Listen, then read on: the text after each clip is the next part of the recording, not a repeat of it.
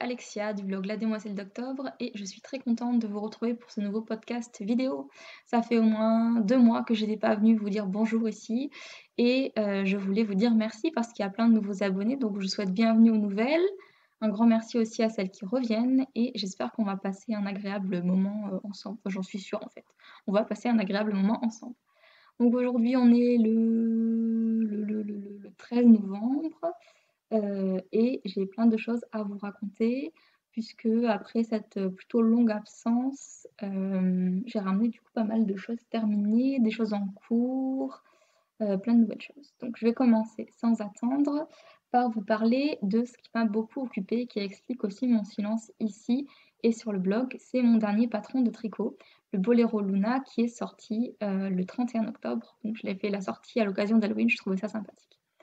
C'est un patron qui est disponible de la taille 36 à la taille 50. C'est mon premier patron vraiment de gilet, puisque moi j'ai fait la version boléro, celle qui est présentée sur les photos, mais vous pouvez également en faire une version gilet. Dans les explications, vous avez toutes les explications pour faire les modifications que vous souhaitez, c'est-à-dire rallonger les manches si vous voulez, rallonger le corps également si vous voulez. J'ai voulu faire quelque chose un petit peu d'évolutif, que vous puissiez faire vraiment à votre goût, que vous puissiez rallonger les manches si vous le voulez, faire un gilet si vous le voulez, et vraiment avec un éventail de taille le plus large possible, donc du 36 au 50, ça me paraît quand même pas mal. Et j'espère que beaucoup de personnes trouveront leur bonheur en faisant ce patron. Donc, qu'est-ce que je peux dire à propos de ce patron? Je vais parler peut-être un petit peu de la forme en elle-même. C'est un patron qui a des panneaux de dentelle. La dentelle est accessible aussi aux débutantes si, voilà, si elles ont pas peur un petit peu d'apprendre les techniques, en le faisant. Ça va être surtout d'apprendre tout ce qui est jeté, surjet, maille ensemble. Après sinon c'est assez basique et en ce qui concerne la dentelle, il y a les explications écrites et les explications en diagramme.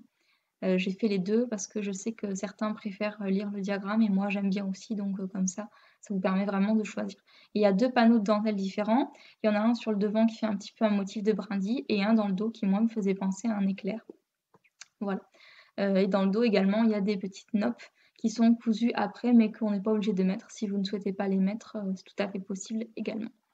Donc voilà, ce patron, il est disponible dans ma boutique Ravelry, La Demoiselle d'Octobre, donc en format PDF et ensuite à imprimer de chez vous. Et sinon, il est également disponible en kit. Et je vais vous présenter les kits dans une petite seconde. Ça fait que 3 minutes et j'ai soif déjà. Oui, avant d'oublier, donc je bois un super thé à l'érable que ma mamie m'a ramené, enfin m'a envoyé carrément de ses vacances au Canada. Donc je sais que tu me regardes, mamie, je te fais un bisou. Merci pour le thé. Voilà. Donc les kits du Boléro Luna. Revenons aux choses sérieuses. Dans ces kits, vous aurez le PDF du patron, également, donc ça vous est envoyé par email. Ensuite, par courrier, ce qui vous sera envoyé, c'est une version papier du patron et ensuite plein de petits accessoires tricot que je me suis régalée de préparer pour vous. Donc je vais vous les présenter. Donc d'abord, il y a, comme dans mes kits précédents, un petit set d'anneaux marqueurs. Donc il y a, comment je vais la montrer là, une petite chouette. Et ensuite, je vous ai fait 4 anneaux marqueurs. Donc en fait, je me suis amusée à les faire pour les fans d'Harry Potter aux couleurs des 4 maisons de Poudlard. Donc Serre d'Aigle pour le bleu, Serpentard pour le vert, Gryffondor pour le rouge et jaune, et Poufsouffle pour le jaune. J'espère que je ne vous ai pas montré 2 fois le même, je crois que je les ai tous montrés une fois. Donc voilà, un petit lot de 5 anneaux marqueurs qui vous serviront tout simplement à vous repérer, que ce soit repérer vos lisières ou vous repérer dans la dentelle. Je trouvais ça sympa, hop, vous mettre ça en plus. Sachant que donc les anneaux marqueurs sont faits avec un fil souple, donc je trouve ça plus pratique pour les glisser sur les aiguilles, que les anneaux marqueurs passent largement sur des diamètres, je pense jusqu'aux 6 mm, ça passe. Et qu'ensuite je vous ai sélectionné donc une perle brillante pour en bas et en haut c'est vraiment un petit Swarovski. Donc c'est quand même des anneaux marqueurs précieux. Je pense qu'on ne trouve pas partout des anneaux marqueurs avec des Swarovski dessus. Donc si vous voulez vous faire plaisir ou vous les faire offrir, que ce soit pour juste pour vous faire plaisir comme ça ou pour Noël aussi, ça peut être quelque chose de sympathique, mesdames. Voilà, là voilà. Donc les anneaux marqueurs et ensuite vous retrouvez une nouveauté, donc c'est un petit savon. Je me suis amusée à faire des petits savons moi-même, tout simplement pour, laver votre ouvrage une fois qu'il est fini avant de le bloquer éventuellement. Moi, je bloque toujours mes tricots, je trouve ça important, surtout que sur un modèle comme celui-là, le boléro où il y a une dentelle, pour que la dentelle s'ouvre bien, je lave délicatement mon tricot et ensuite je l'étire et je l'épingle. Je trouve ça important, donc je me suis dit que c'était rigolo de vous proposer, pourquoi pas, vraiment pour aller jusqu'au bout de la démarche, un petit savon pour, on va dire, bichonner votre tricot une fois que vous l'aurez fait. Parce qu'après tout, si on y passe autant d'heures, autant en prendre soin, de cet ouvrage jusqu'au bout. Donc c'est un petit savon à la lavande, il est 100 bio et côté ingrédients, donc je vous ai fait des fichettes avec les ingrédients. Vous avez des paillettes de savon de Marseille, de l'huile d'olive, du lait de riz et de l'huile essentielle de lavande. Donc j'ai utilisé en plus de l'huile essentielle de lavande fine. En termes de qualité, c'est de la meilleure qualité, on va dire, que les autres huiles essentielles de lavande. Voilà. Donc, je vous ai parlé de presque tout. Il reste juste une nouveauté à vous faire découvrir, et pas des moindres. C'est quelque chose que j'ai eu beaucoup de mal à vous cacher, mais j'ai réussi. Ça fait des mois que j'ai envie de vous en parler, mais j'ai réussi à tenir ma langue. Et cette nouveauté que vous retrouvez dans les kits du Boléro Luna, c'est un tote bag. Voilà, donc un tote bag 100% coton avec un logo dessus. Hop, voilà. Donc il y a écrit Tricot Magique. Et je suis super fière parce que ce logo, c'est un travail à 4 mains réalisé avec mon compagnon. Enfin, c'est surtout lui qui a travaillé au final. Moi, j'avais surtout l'idée de base. Et après, c'est lui qui a vraiment passé les heures dessus à finaliser, à arriver d'en faire ce qu'on en voit aujourd'hui. Donc, je voulais lui dire un grand merci, lui faire plein de bisous et lui dire merci, merci, merci. Voilà, tricot magique. Donc, ce tote bag, voilà, je me suis dit que c'était sympa de vous proposer un sac tout simplement parce que je suppose que je suis pas la seule dans ce cas-là. On a toujours, pas mal d'ouvrages un peu partout qui traînent et c'est bien de pouvoir les ranger ou de pouvoir les transporter si on tricote à l'extérieur sur sa pause déjeuner ou dans les transports, voilà. Donc il est grand, hein, vous le voyez, il est grand. On peut largement, je l'ai fait, y transporter un pull terminé ou un gilet terminé. Je me suis dit: «Qui peut le plus peut le moins», donc j'ai choisi un grand format. Comme ça, même si vous voulez vous en servir pour, je sais pas, transporter vos courses, du marché ou je ne sais quoi, c'est possible également. Voilà et donc le petit logo Tricot Magique, c'était pour faire un petit clin d'œil, encore une fois, au monde d'Harry Potter et aussi parce que je trouve ça très drôle qu'au Canada et au Québec aussi, je pense, ils appellent les aiguilles à tricoter des baguettes. Donc, en fait, je trouvais ça un super clin d'œil finalement de mettre à la place de l'aiguille une baguette magique. C'était voilà, une petite fantaisie que je trouvais sympathique. Donc, je vous ai présenté tout ce qu'il y a à retrouver dans les kits du Boléro Luna. Vous pouvez les trouver directement sur mon blog lademoiselledoctobre.wordpress.com. Donc si vous avez des questions, n'hésitez pas à m'écrire, hein, vous avez comme, toujours l'adresse mail de contact en bas de la vidéo. J'ai choisi et pas choisi en même temps de vous proposer les kits directement sur le blog parce qu'en fait sur Ravelry on ne peut pas mettre en vente de kits directement. Donc j'ai été obligée de procéder autrement pour vous les proposer. Donc je vous les propose sur mon blog directement et directement à régler via PayPal parce que c'est un mode de paiement sécurisé. Donc je me suis dit comme ça pouvait convenir à tout le monde. Si jamais, vous souhaitez procéder autrement ou que vous avez des questions pour l'achat de ces kits, n'hésitez surtout pas à m'écrire, hein, je vous répondrai avec grand plaisir. Voilà et si vous voulez vos kits, que ce soit pour vous faire plaisir ou pour offrir à une amie tricoteuse ou pour offrir à votre chérie ou je ne sais quoi, n'hésitez pas car ils sont en quantité limitée. Comme tous mes kits, j'en fais un certain nombre et après il y en aura plus. Donc si vous voulez vous les offrir, n'hésitez pas. Voilà, donc ça y est, je vous ai tout dit de cet assez gros chantier qui m'a pris pas mal de temps et qui a expliqué aussi que je suis restée un petit peu discrète, côté podcast et côté blog.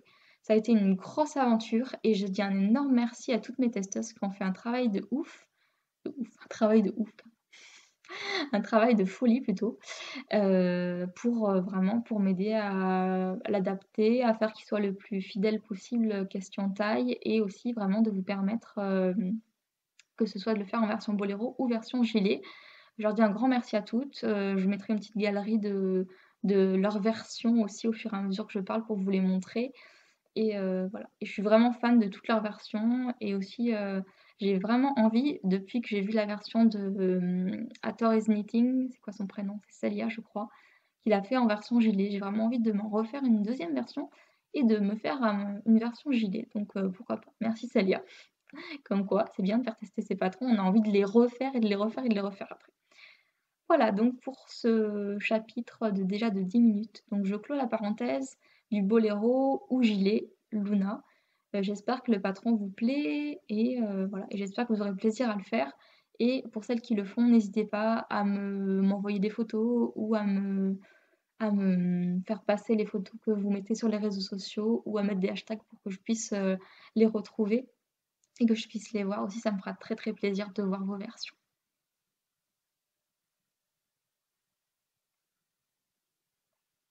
À part ça, qu'est-ce que j'ai eu sur mes aiguilles depuis ce boléro? J'ai eu pas mal de choses. Je commence par quoi? Par le projet fini.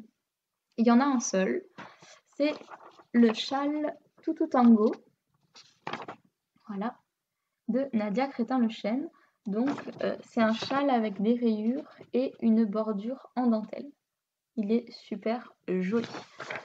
Alors, je le tricote pour une collègue qui avait acheté pas mal de laine fil d'art, fil light, et qui ne savait pas trop quoi en faire. Donc, elle avait du rose poudré et un gris. J'adore le combo de couleurs, je le trouve vraiment joli. Ça fait vraiment quelque chose de doux. Et le fil est extrêmement doux. Parlons du fil. Franchement, si la collègue en question ne m'avait pas demandé, enfin, m'a demandé, mais j'ai bien voulu aussi, vous voyez ce que je veux dire. Si elle n'était pas venue vers moi avec ce fil en me disant: «J'ai ce fil, je sais pas quoi en faire, est-ce que tu peux m'en faire quelque chose?» J'aurais jamais tricoté ce genre de fil typiquement, parce que c'est un fil d'une finesse, enfin, il est hyper fin, il est hyper pelucheux, puisque je pense que c'est un peu un fil mohair. Qu'est-ce qu'il y a dans ce fil? Il y a pas de mohair. C'est acrylique polyamide laine, mais il a un peu un effet comme ça mohair, il est hyper duveteux, le fil light de fil d'art. Et autant vous dire que c'est pas tellement facile à tricoter quand on n'a pas l'habitude au début. J'ai pas mal pesté au début parce que habituellement je suis vraiment que sur des épaisseurs de fil fingering, vous voyez plutôt ce genre d'épaisseur, beaucoup moins poilu et il faut pas mal de temps, j'ai trouvé, pour s'habituer à tricoter ce fil. Mais une fois passé la barrière, on va dire de la finesse du fil, après ça a été vraiment génial. Parce que alors le modèle en lui-même à tricoter, c'est un pur bonheur. Je vous le conseille mais 10 000 fois. Donc par contre, alors le châle, je vous le montre, il est pas bloqué parce que j'ai fait une première tentative de blocage, comme je fais d'habitude à l'arrache, c'est-à-dire dans des vieilles serviettes d'éponge avec des épingles et ça n'a pas du tout, donné ce que je voulais. Je sais pas si c'est parce que le fil est plus fin que ce que ouh, j'ai un petit trou là. Je sais pas si c'est parce que, le fil est plus fin que ce que j'utilise d'habitude ou quoi, mais ça n'a pas fonctionné correctement. Donc il est pas dans sa forme définitive. Il sera plus grand parce que je veux l'étirer vraiment sauvagement, parce que je veux vraiment étirer la dentelle. Il sera plus grand et j'ai pas encore résorbé, vous savez la petite bosse là qu'on a des fois au début, quand on commence, qui fait que ça a une forme de triangle alors que normalement c'est censé être plat. Donc voilà, je vous le montre, même s'il n'est pas bloqué, parce qu'après tout c'est mon seul objet fini et je voulais quand même avoir quelque chose à vous montrer. Donc le châle Toutou Tango de NCL Knits. Alors il est addictif parce qu'en fait, c'est vraiment que des sections très courtes et on commence par des petites rayures fines qu'on alterne avec des rayures dans l'autre couleur avec des petits trous qui font comme des œillets. J'appelle ça des œillets. Donc ça monte vraiment, vraiment très vite parce on arrive à une rayure, une autre, une autre, une autre et ainsi de suite. Et après donc sur la bordure, c'est dommage que ça ressort pas du tout le point du fait qu'il est pas bloqué, on a un point dentelle en fait. Est-ce que j'essaye de l'étirer pour vous le montrer mieux? Peut-être. Ça fait comme des ronds. Voilà. Vous voyez mieux? Ouais, vous voyez mieux comme ça. Donc cette dentelle, j'en suis pas satisfaite à 100. Je la trouve beaucoup moins régulière que ce que je fais d'habitude en fingering. Vous voyez, les trous, ils ont comme des tailles différentes ou je sais pas. C'est peut-être le fil qui fait ça ou c'est moi qui est buggé. Ça a été très difficile à ce niveau-là parce qu'on a pas mal de jetés, de surjets, de mailles ensemble, de surjets doubles et du coup, des fois, je pense qu'en croyant prendre une seule maille, le fil est tellement fin que j'ai dû en prendre 2, ce qui explique les petits décalages que j'ai aussi. Autant vous dire que j'ai pas eu le cœur à tout redéfaire pour ça, parce que enfin pour moi le résultat est convenable et surtout j'ai défait une fois en fait. La 1re fois que j'ai monté la dentelle du bord, je me suis plantée, mais comme j'ai absolument pas bien lu les explications et du coup ça ressemblait à rien, c'était hideux et donc j'ai dit: «C'est pas possible» et donc évidemment comme d'habitude dans ma grande bêtise, j'avais pas mis de vous savez ce qu'on appelle le fil de survie là, ça fait très escalade, mais là c'était vraiment ça qu'il aurait fallu, un fil de survie. C'est-à-dire mettre avant la partie compliquée un fil, comme ça si jamais on doit défaire, on défait jusqu'à ce fil et les mailles sont déjà en fait en attente dessus, on n'est pas obligé de tout récupérer. Parce que là, sur un fil de cette épaisseur-là, quand j'ai vu qu'il fallait que je défasse, j'ai eu envie de pleurer, c'était horrible. C'était horrible, je me suis dit: «Est-ce que j'arriverai en fait à les récupérer les mailles? Est-ce que ça va pas est-ce que je vais pas en rater tellement qu'il y a pas tout qui va se détricoter et que ça va pas être complètement horrible et que enfin, que si jamais je dois tout défaire, vu les petites rayures et tout, ça allait être horrible». Je savais très bien que j'aurais jamais le courage de tout remonter. Donc j'ai vraiment eu l'impression d'être en train de je sais pas, d'être un chirurgien en train de faire une opération à cœur ouvert. J'avais les gouttes de sueur qui me dégoulinaient littéralement le long du front. Mais j'y suis arrivée à toutes les récupérer les mailles et du coup voilà. Du coup ça explique aussi que j'ai pas voulu encore redéfaire. En fait, je sais même pas si le côté un petit peu irrégulier des trous, c'est moi ou si c'est vraiment le fil qui fait ça, je sais pas. Parce que c'est la toute première fois de ma vie que je tricote un fil comme ça, tout pelucheux et oh, je trouve ça joli quand même, je sais pas ce que vous en dites, je trouve ça bien, malgré tout. Enfin sinon, si j'avais vraiment trouvé ça pas assez joli, j'aurais redéfait parce qu'en plus comme c'est quand même pour offrir à la base, je voulais que ce soit beau. Et donc, après, une fois qu'on a passé toutes ces petites rayures là qui sont super addictives, qui montent vite, qu'on a passé la dentelle qui est un petit peu plus une épreuve, surtout sur un fil comme ça, mais qui est quand même jolie, à la fin, on arrive normalement, c'est là que moi j'ai modifié, sur une toute petite bande avec des petits picots là ou des petits je crois que ça s'appelle une bordure œil de ch dent non pas œil de chat, dent de chat. Je crois que ça s'appelle comme ça, avec plein de petits picots et alors là, dans le patron, normalement, il faut relever des tas de mailles et moi, quand je vois en général déjà relever des mailles, je fuis. Mais là, sur un fil comme ça, j'ai dit: «Relever des mailles», ouf! Je me voyais déjà en train de tout défaire parce que je me serais plantée. Donc j'ai pas relevé des mailles, j'ai fait ma grosse feignasse en plus que, j'ai fait ça aussi dans le cadre du tournoi de Nitish de le tournoi de Nitish, donc je voulais aussi, le terminer pour une date précise. En fait, j'ai 3 raisons. La numéro 1, je pense que c'est que je suis une grosse feignasse, donc je me voyais pas relever toutes les mailles. La numéro 2, c'est que comme c'était le tournoi de Nitish, je voulais quand même finir le projet rapidement pour qu'il compte dans le match. Et la numéro 3, et ça c'est une raison honnête, comme je le tricote pour donc une collègue, je pense qu'elle a un style assez moderne et j'étais pas elle m'a donné, libre choix du modèle, hein, elle sait pas du tout ce que j'ai pris et du coup j'ai hésité. Je trouvais que le côté picot en bas, ça faisait peut-être trop romantique pour elle, enfin je sais pas. J'ai eu un gros doute, je me suis dit: «Si jamais le côté picot ça lui plaît pas, ce serait dommage». Je me suis dit: «On va jouer la carte de la sécurité». Donc à la place des picots, j'ai repris comme dans le patron, ma couleur, du début en fait, qui est le gris. J'ai fait une bande de gris, mais j'ai fait en fait un petit rabattage tout simplement avec le fil rose. Voilà, pour qu'il y ait quand même le côté de la bande de gris en bas. Au final, ça donne quand même un côté un petit peu plus moderne et je pense que ça lui conviendra mieux. En tout cas, je regrette pas du tout mon choix. Voilà. Donc ça, c'est le châle Tutu Tango de NCL Nice que je regrette de ne pas pouvoir vous montrer vraiment en toute sa beauté comme il est pas bloqué, il roulotte un peu de partout. Mais en tout cas, c'est un super modèle à tricoter. Il est vraiment beau et j'en suis très contente et bon, si jamais vous voulez le voir, une fois qu'il sera vraiment fini, bloqué, bien sûr, je vais faire un article sur le blog, hein, donc avant de l'offrir. Donc voilà. Ça, c'est mon projet fini et en fait, c'est le seul puisqu'après, on va surtout parler des encours. Donc, le Tutu Tango de NCL Knits, tricoté en fil light de fil d'art. Et c'est vraiment un fil très doux. Donc, voilà. Donc là, il va repartir faire un petit lavage et ensuite, il aura un blocage digne de ce nom puisque j'ai complètement craqué hier soir et que je me suis enfin décidée à acheter un vrai kit de blocage avec donc les petits tapis en mousse là et les peignes pour éviter d'avoir 36 épingles à piquer. Surtout ma hantise, enfin surtout quand je l'offre en fait. Ma hantise, c'est d'avoir oublié des épingles et que la personne, quand elle met le châle, elle a une épingle qui la pique, vous voyez. Donc au moins avec les peignes, comme les dents seront fixes sur les peignes, j'aurai plus ce problème-là. et j'aurai moins de difficultés à aligner aussi parce que les dents sont déjà droites d'office, donc c'est un gain de temps, je pense. Donc j'ai hâte de le bloquer, bien sauvagement pour voir, ce que ça va donner. Voilà pour le toutou tango.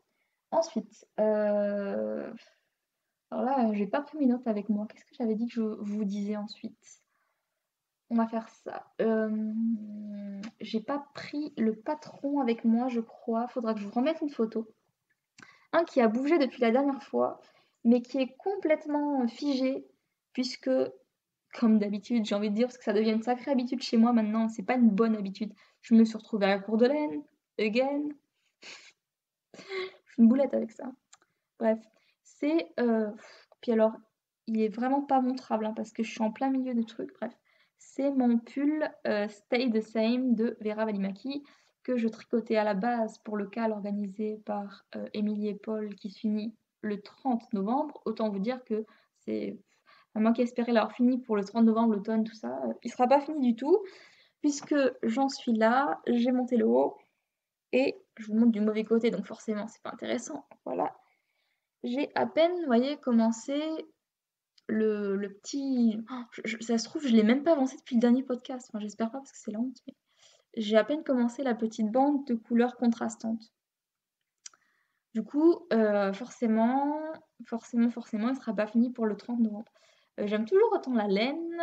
J'ai hâte de le continuer parce que voilà, parce que j'adore les laines choisies. Après, une chose qui me chiffonne et dont je ne suis pas contente, c'est les rangs raccourcis. Alors moi, j'aime pas ça, les rangs raccourcis. J'aime pas ça du tout. Ils sont pas beaux en général, mes rangs raccourcis. Et là, j'ai pas fait exception à la règle, je m'en retrouve. Je sais pas si vous voyez. Avec des espèces de trous. Voilà. Des espèces de. Alors, parce que un truc que j'ai aussi bien aimé dans le podcast de Cécile de Que font mes mains, c'est qu'elle ose bien montrer les trucs où elle dit: «Faut pas croire qu'on est des gens parfaits, qui tricotent des trucs parfaits. Des fois, on se trompe et des fois, il y a des trous, il y a des mailles qui manquent, on galère, il faut recommencer». Donc là, moi, sur celui-là, j'ai dit: «Allez, je vous montre», parce que même si c'est pas très beau, j'ai mes rangs raccourcis qui sont mais dégueux. Voilà. Je sais pas si vous voyez, ça fait des espèces de trous là sur les côtés. Je suis pas contente de ça. Je vais peut-être essayer, quand je vais continuer, une autre méthode pour essayer de faire quelque chose de plus joli. Et je me suis dit, si jamais vraiment, vraiment, je vois que ça va pas mieux, je continue comme ça, en essayant quand même de bien resserrer. Et tant pis, ce que je ferai, c'est qu'en fait, je ferai une sorte de... Pour effacer ces trous, en fait, je ferai une sorte de mini couture.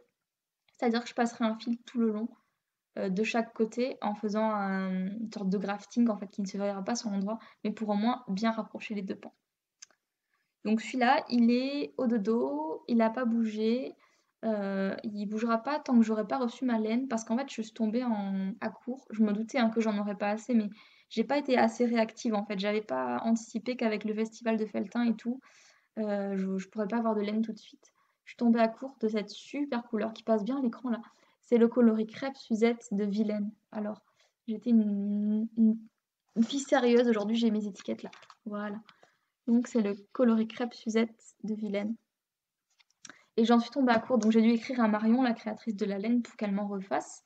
Elle n'a pas trop le temps, comme elle était très occupée aussi de son côté. Et là, c'est bon, un matin, les échoues, elle me les envoie. Donc, je devrais pouvoir reprendre ce projet bientôt. Donc ça, c'est mon coloris principal, crêpe Suzette.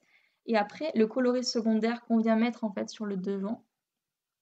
Moi, j'utilise une laine qui est juste dingue. Et c'est une laine de Purple Laine. C'est son coloris sauvage. Pareil, je ne sais pas si elle me regarde. Si elle me regarde, je lui dis coucou. Et donc, voilà, j'adore cette laine, elle est magnifique. C'est une espèce de laine avec blanche, sur fond blanc, avec des splashes de couleur dedans. Et les splashes orange sont pour moi, enfin quasiment, c'est quasiment la crêpe Suzette. Ils étaient vraiment faits pour être ensemble, ces deux-là. Donc j'ai super hâte de le continuer. Et pour l'instant, il est dans mon super tote bag du kit Luna, là. Il est là. Et pour l'instant, il bouge pas. Donc ça, c'est pour les encours. Encours numéro 1 qui est un petit peu figé. Après, j'en ai un second. Oh, ça fait 24 minutes que je vous blablate déjà. J'en ai un second. C'est une paire de mitaines que je suis en train de faire moi-même. Donc, je fais le patron au fur et à mesure. Il n'y a pas vraiment de... Je ne suis pas un patron déjà fait. C'est moi qui le fais. Et que je monte ça un petit peu porté. Ce sera peut-être plus parlant. Puis avec la chemise, là, c'est pas très pratique à enfiler. Donc, un patron de mitaine. Je vais pas y arriver. Voilà. En fait, donc là, je l'ai beaucoup rabattu les codes. Hein. Si on veut, on peut en mettre moins. Tout simplement avec sur le poignet des codes de 2 et ensuite du jersey. Alors pour l'instant, vous allez me dire, c'est absolument pas original comme truc. En fait, j'avais prévu au départ de faire des torsades, mais la laine ne s'y prête pas du tout. Je suis une grosse mule, donc j'ai insisté pendant au moins 1 mois à essayer de faire des torsades là, mais ça marche pas du tout. La laine, elle est superbe, c'est une laine de Mon Chip Shop sur base de paillettes et c'est le coloris Jamie. Donc elle a teint en pensant à la série Outlander que si vous vous rappelez bien, il y a longtemps, j'avais commencé à regarder et que j'ai abandonné parce que, je sais pas, les choix scénaristiques et visuels, on va dire, pour faire court, me plaisaient pas du tout. Même si je trouvais les personnages sympathiques, donc c'est dommage. Mais quand j'ai vu cette couleur sur la boutique de Cindy, j'ai pas pu résister. J'avais jamais acheté ces laines avant. Parce que quand il y avait des ventes, j'avais jamais les sous, ou que c'était pas le moment, ou que j'avais déjà trop de laine. Et là, même si j'avais trop de laine, j'ai dit tant pis, tu te l'offres pour ton anniversaire, puisque c'était en octobre dernier mon anniversaire. Donc je me le suis offert. Je me suis fait un petit cadeau de moi à moi. Et je me suis offert ce super vert. Donc c'est un vert pas facile à montrer. C'est un vert comme ça avec pas mal de nuances. Et puis des fois, il y a des petits endroits où il y a du brun qui tire limite sur le rouge. Enfin, je trouve cette couleur magnifique. Et avec les paillettes en plus. Je sais pas où me mettre pour vous la montrer bien. Là, là, vous la voyez bien avec les paillettes. C'est vraiment une super couleur. Je suis très très contente de l'avoir pris. Et donc j'en fais des petites mitaines. En fait, vu que mes torsades ne marchaient pas, je me suis vraiment rabattue sur le jersey. Ça fait un petit côté un peu, je sais pas, tenue de militaire. Et la petite, je pense la petite originalité que je vais faire, c'est que je vais peut-être le rebroder. Enfin, j'ai pas trop envie de vous en dire plus. J'ai envie de vous laisser un peu la surprise. En fait, j'ai une idée derrière la tête. C'est que j'ai mis en attente, là, vous voyez, on dirait qu'elles sont finies, mais en fait, il manque quelque chose. Elles sont pas finies. Et donc, c'est ça qui va faire un petit peu l'originalité, qui fera qu'il y aura quand même pas que du jersey et des codes de 2, parce que sinon, c'est vraiment pas très folichon, quoi. Même si la laine en elle-même, en fait, elle est tellement belle. On va dire, c'est une laine tellement riche qu'en fait, sur une laine comme ça, il y a pas énormément, je trouve, de choses à rajouter. C'est des laines qui s'expriment vraiment déjà toutes seules. Voilà, donc le coloris Jamie de Mon Chip Shop. Future paire de mitaines, donc là pour l'instant en cours et que vous verrez achever la prochaine fois. Sachant que ce patron, j'ai envie de vous le proposer en début d'année. Parce que je pense que là, pour la fin d'année, tout le monde va être très occupé, puis il n'aura pas forcément le temps. Mais je vous le proposerai, je pense, il sortira en début d'année. Et j'aimerais bien vous proposer un duo mitaine autre chose. Donc soit mitaine bonnet, soit mitaine snood. Un petit duo sympa pour l'hiver. Donc là, j'ai fait une mitaine en entier, enfin en entier, presque en entier. Et j'ai aussi attaqué la seconde et je suis sûre que j'aurai du reste de laine. C'était le but aussi, que je puisse intégrer cette laine dans le deuxième petit accessoire que je vais vous faire avec. Même s'il sera peut-être pas tout de cette couleur du coup. Ou alors je pèterai les plombs et je rachèterai un deuxième écheveau à Cindy, je sais pas. Je me tâte encore. Ou je me fais croire que je me tâte encore, je sais pas. Voilà. Donc second en cours, la petite paire de mitaines en laine Mon Chip Shop. Autant vous dire que la laine, c'est de la tuerie. Elle est vraiment douce et puis je me lasse vraiment pas de la regarder. Surtout avec les paillettes, ça fait vraiment Noël. Donc j'essaierai de vous montrer ça terminé, j'espère, la prochaine fois. Ça, et est-ce que je vous ai tout montré? Bah oui. Bah oui, on a montré le châle, on a montré les gilets, on a montré les mitaines. C'est fini pour le tricot. Waouh, une demi-heure sur le tricot, c'est pas mal déjà. Ensuite, on va parler couture parce qu'il va neiger, parce que oui, j'ai un projet couture de fini et j'ai même des projets couture à venir. Donc, je vous ai montré la dernière fois le tissu fleuri que j'avais choisi pour coudre une robe qu'il faut juste que je retrouve parce que je l'ai pas mis au marque-page. Voilà, la robe Frida, qui est cette robe-là. Voilà, qui était dans le dernier numéro de Mode et Travaux, plein de super patrons que j'avais adoré de Wear Lemonade. Voilà. Donc, elle est finie. Elle est juste montée ce matin. J'ai fait le dernier ourlet juste avant de tourner le podcast. Que dire? J'en suis contente. Je porterai évidemment pas cet imprimé qui est quand même super osé tous les jours, mais je le porterai tout court et je pense que c'est déjà bien parce qu'honnêtement, En la cousant, j'avais de gros doutes et je m'étais dit: «Est-ce que tu pas un petit peu, est-ce que tu pas allé un petit peu trop fort sur l'imprimé?» Donc c'est une robe toute simple, j'ai eu du plaisir à la coudre, c'est rien de très compliqué. Après, il y a pas de fermeture éclair, il y a pas de bouton, c'est vraiment de la couture de base. Juste la seule chose, c'est que je trouve ça, pour l'instant un peu casse-pied, c'est la parmenture à l'intérieur là qui a tendance à ressortir un peu, mais je pense qu'après 2 ou 3 repassages, ça ira mieux. Donc comment je vais vous la montrer sur cintre? Ouais, là. Donc c'est une robe toute droite en fait, avec des manches courtes, voilà, des manches montées courtes et après hop, donc assez large à la taille avec juste quelques petites fronces. Alors vous voyez, je me suis vraiment pas pris la tête parce que quand j'ai fait ce tissu, je me suis dit: «Oh mais les raccords de motifs, mais comment je vais faire?» parce que je suis pas non plus la reine de la couture. J'ai dit: «Bah, il y aura pas de raccord de motifs». En gros, je voulais une robe qui soit cousue vite, qui soit portable vite et sans vraiment prendre la tête. Donc ouais, il y a pas de raccord de motifs entre la taille et le haut et moi ça me dérange pas puisque de toute façon, je compte la porter avec une ceinture en fait, pour la cintrer un petit peu plus. Après, j'aime bien ce petit côté un petit peu lâche aussi qu'il y a au niveau de la taille. C'est ce qui fait le côté rétro de la robe et je trouve ça chouette. Voilà. Donc, j'ai pas encore fait les photos portées. Peut-être si je fais les photos demain matin, avant de mettre la vidéo en ligne, j'insérerai quelques photos pour que vous la voyez. Sinon, il faudra vous contenter pour l'instant de ça sur Cintre et il faudra aller jeter un petit coup d'œil sur mon blog pour voir les photos puisque je ferai un article aussi. Donc ça, c'est la robe Frida que je me suis bien amusée à coudre et je pense que je m'en ferai d'autres versions. Après, pour la couture, j'ai surtout pas mal de choses que j'aimerais faire pour la maison en fait. Puisque l'hiver approchant à grands pas, enfin moi je l'ai vraiment senti ce matin, je suis allée me faire une promenade et il faisait vraiment froid. Et là d'un coup j'ai réalisé à quel point Noël était proche et à quel point l'hiver était là déjà. Ça m'a donné envie de coudre pour la maison, de faire des petites décos, de faire un plaid pour mon canapé, enfin un autre plaid parce que j'en ai déjà plusieurs. Et je me suis replongée dans 2 livres que j'adore. Ils sont tous les 2 de Ton Filanger. Alors là, je sais pas comment ça se prononce du tout, mais on la connaît mieux sous le nom de Tilda. Et j'adore ce qu'elle fait. Donc j'ai 2 livres d'elle. J'ai celui-là, Les 12 hivers de Tilda. Et j'en ai un autre que j'avais acheté l'an dernier au CSF, qui est celui-là, La maison du bonheur. Donc c'est plein de projets vraiment charmants pour la maison. Enfin, moi j'adore l'univers en fait de la créatrice qui est, je trouve, plein de poésie et plein de, je sais pas, c'est un petit côté enfantin qui me plaît aussi quelque part. Donc je vais vous montrer, voilà, vraiment quand on ouvre ces livres, moi quand je vois ça, je sais pas vous, mais moi, enfin j'ai qu'une envie, c'est d'entrer dans la photo là, d'aller sur ce petit bout de canapé. Regardez-moi, la table elle est magique, la table elle est génialissime.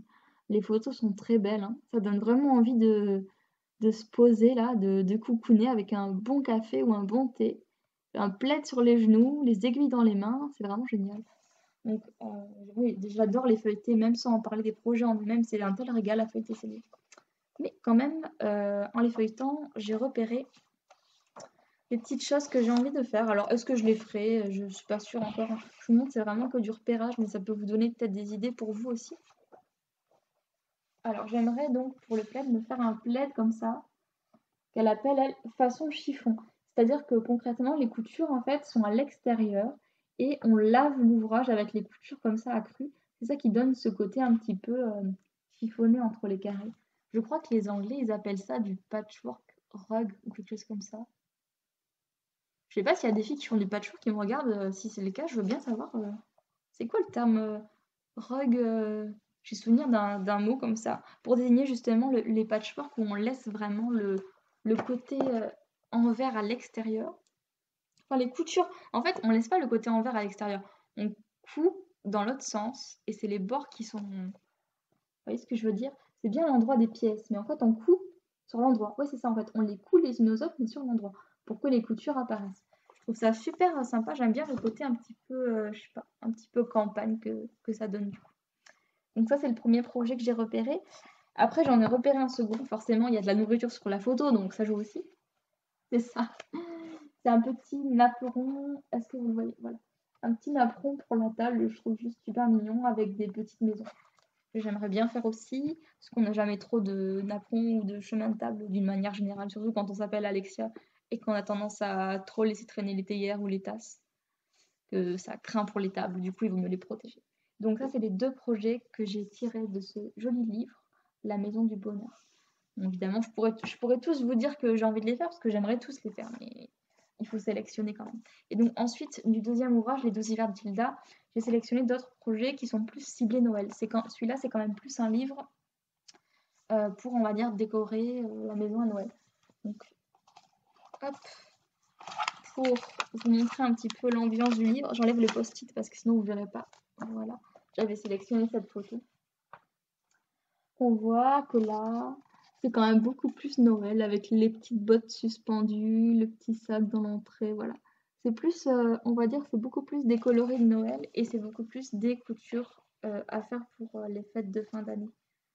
Voilà. Donc elle propose des choses assez sympas. J'aime bien, pour rester dans l'univers de la cuisine, ce tablier là, qui est donc un tablier bas. J'ai un tablier classique, on va dire, qui se noue autour du cou, mais je pense qu'un tablier comme ça peut être très sympa. Pour soi ou pour offrir d'ailleurs si on a des amies cuisinières ou même à la famille, pourquoi pas. Peut-être une idée de cadeau de Noël à offrir à quelqu'un. Après, ah voilà. Hop, ça fait un peu de bruit parce que j'enlève des post-it. J'ai mis des post-it et tout. J'étais bien préparée à ce podcast. Il m'a fallu 2 mois, pour le tourner, mais j'étais bien préparée. Voilà. C'est la cape poncho. Donc là, sur la photo, il est réalisé en polaire avec des petits ronds rajoutés après. Je sais pas si je le ferai en polaire parce que j'ai la possibilité de le faire parce que j'ai trouvé un gros coupon de polaire un peu prune que j'ai dans mon stock de tissus. Je sais même pas d'où j'avais ça. Ou sinon, je le ferai en tissu parce qu'elle dit qu'on peut. Elle dit laine feutrée ou polaire blanche, donc je sais pas. Je pense que surtout avec un tissu bien épais, ça peut être sympa. Je trouve ça chouette pour enfiler le matin quand on se lève et qu'il fait bien froid là, ça réchauffe. Petite cape, une cape d'hiver, elle appelle ça. Cape d'hiver. Ça, et après, vraiment, qu'est-ce que j'avais sélectionné d'autre? J'avais sélectionné le petit sac, voilà, parce qu'il y a tout un chapitre en fait sur les emballages de cadeaux de Noël. Et c'est vrai que c'est sympa, pourquoi pas, d'emballer les cadeaux, je trouvais ça chouette. Dans les petits pochons comme ça pour offrir. Comme ça fait un sac que la personne peut réutiliser. C'est pas juste un emballage en fait qu'on va jeter. Donc pas mal d'envie côté couture aussi. Aurais-je le temps de tout faire? Ce que j'aimerais faire, c'est une autre question. Juste une dernière petite photo là, avant de vous quitter sur la couture. J'adore ces intérieurs, c'est magnifique.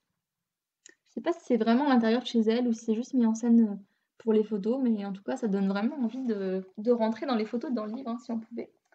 Voilà, pour tous mes projets couture, donc qui sont tirés de ces 2 livres, La Maison du Bonheur et Les 12 hivers de Tilda, que je vous conseille. C'est vraiment des jolis livres à avoir sur sa bibliothèque. Même ça m'arrive de les laisser ouverts, en fait, juste pour avoir comme un tableau, pour avoir l'image de l'intérieur visible dans l'atelier. J'adore ça. Est-ce que je vous ai tout dit? Oui, je voulais vous parler broderie, mais je ne l'ai pas pris avec moi et l'épisode est déjà assez long. Donc je pense qu'on remettra ça à la prochaine fois. J'ai acheté il y a un moment déjà 2 kits de points de croix que j'ai absolument pas eu le temps de commencer, dont un en fait qui est sur le mois de novembre. Donc voilà, le mois de novembre est déjà à moitié fini. Donc il est largement temps que je me secoue à faire cette broderie. Donc je pense que je vais l'attaquer là, demain ou après-demain, comme j'ai bien avancé sur le tricot. Comme ça, je pourrais vous en montrer un petit bout la prochaine fois. Je vous ai parlé de tout. Oui, je vous ai parlé de donc, mon patron de Boléro, Gilet Luna, que vous retrouvez sur le blog et que vous retrouvez également dans ma boutique Ravelry. De toute façon, la boutique Ravelry est en lien dans le blog, donc on peut dire que vous retrouvez tout ça sur le blog. Voilà. Côté ouvrage fini, donc le petit châle, je le rebloque et je l'offre, je pense, d'ici la semaine prochaine ou la semaine d'après. Et j'espère que la prochaine fois que je vous verrai, j'aurai à vous montrer mes petites mitaines finies. Et j'espère aussi que j'aurai d'ici là bien avancé mon pull parce que il commence à faire frisquette et je suis un petit peu en manque de pull. Donc il me tarde d'en avoir des nouveaux. Ah oui, je voulais vous parler, j'ai pas eu le temps. Tant pis, juste avant de partir, avant de vous quitter. Voilà. Vous vous rappelez cette laine que j'ai achetée l'an dernier, il y a une éternité en fait, au CSF, qui était pour un vitamine D, qui a été finalement démontée. Je ne sais pas trop comment faire. Elle est difficile à tricoter pour moi parce qu'elle est très sombre et que, en fait, une fois sur les aiguilles, j'ai du mal à voir mes mailles, donc ça me fatigue pas mal. Donc je cherche un modèle de pull ou de gilet assez simple si possible. Plutôt vite fait. Je sais pas si vous avez des modèles, je suis déjà allée voir sur Ravelry, hein, me dites pas va voir sur Ravelry, mais si vous avez des modèles précis en tête, autres que le vitamine D, qui pourraient être sympas, n'hésitez pas. Sachant que là-dessus, il n'y a pas de souci, j'ai la quantité, je crois, j'ai 10 pelotes. Donc j'ai la quantité pour un pull ou un gilet, pas de problème. Juste si vous avez un modèle coup de cœur à partager avec moi, n'hésitez pas. Ça me donnera peut-être des idées. Parce qu'une fois que j'aurai fini le fameux pull là dont j'attends la laine, j'aimerais commencer quelque chose avec cette laine-là. Donc dites-moi ce que vous en pensez dans les commentaires. Voilà. Merci à tous d'être restés avec moi pendant ce podcast plutôt long mais justifié parce que j'avais des choses à vous dire. Je vous dis bon tricot. Je vous dis bonne couture s'il y en a certains qui cousent. Je vous fais plein de bisous et passez un bon début d'hiver, une bonne fin d'automne. Voilà. J'espère que ça vous donnera du temps pour faire un maximum de projets créatifs. J'espère que ce podcast vous a plu et je vous dis à tout vite sur le blog ou les réseaux sociaux. Bisous bisous.